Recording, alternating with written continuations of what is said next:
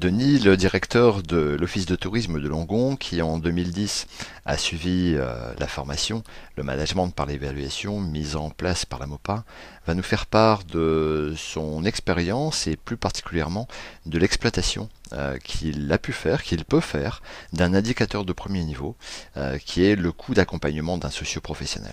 Et comme il a beaucoup de choses à dire, en bonus, en quelque sorte, il nous fera part aussi de, cette fois-ci, son expérience de manager et comment, aujourd'hui encore, il utilise donc ces méthodes pour manager son équipe et aussi manager ses partenaires. C'est effectivement l'indicateur qui va nous permettre de mesurer l'investissement. Je parlerai plutôt d'investissement fait par l'Office de tourisme sur sa mission de coordination des acteurs locaux.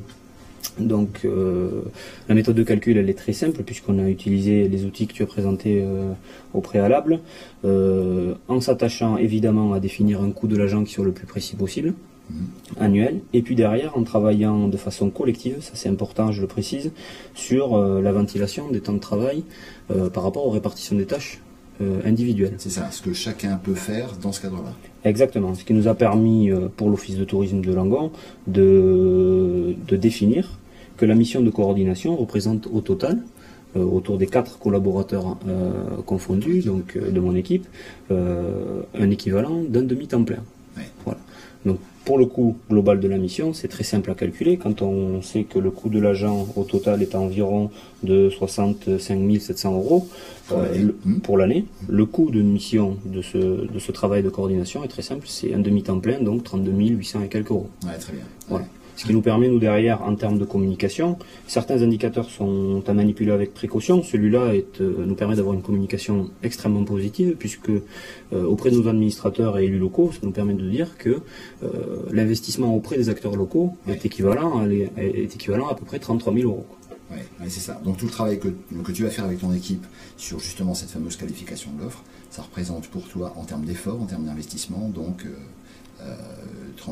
entre 32 et 35 000 euros par an. C'est clairement ça, c'est 33 000 euros qui sont investis sur la professionnalisation, l'aide au développement des acteurs situés sur le territoire. Voilà, pour les accompagner sur l'amélioration de leurs prestations.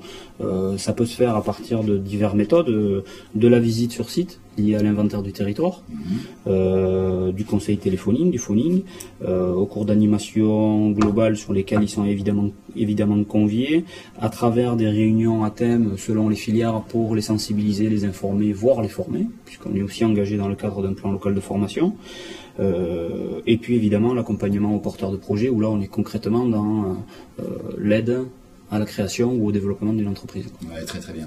Alors après justement, à partir de ce coût total, donc ici 32 000 euros, il est facile de déterminer ce que ça coûte pour chacun de tes prestataires, ce que ça coûte pour chacun de tes partenaires. Ben voilà, là c'est évident qu'en matière de communication positive, aujourd'hui, à travers, une fois qu'on a identifié le coût du service, donc on le répète autour de 33 000 euros, qu'on connaît notre réseau de prestataires, 165 pour ce qui est de l'Office de tourisme de Langon.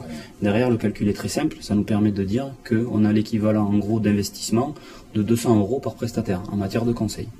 L'Office de tourisme de Langon, aujourd'hui, apporte un service conseil et accompagnement et appui auprès de ses prestataires locaux à hauteur de 200 euros par prestataire. C'est ça.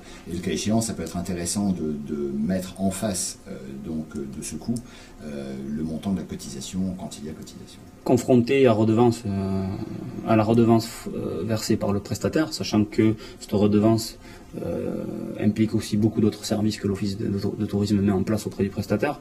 Ces 200 euros confrontés au reste, évidemment, ça nous permet de faire passer la redevance, de présenter la redevance comme vraiment accessible par rapport au service rendu.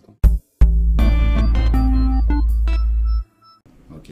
Et ce que je retiens aussi dans ce que tu disais qui est intéressant, c'est que d'une part, tu l'utilises toi véritablement comme outil de management, et c'est d'ailleurs un management très participatif puisque tu fais participer tout le monde, et d'autre part, tu utilises aussi cette technique comme comme une technique qui va te permettre à un moment donné d'avoir une réflexion stratégique.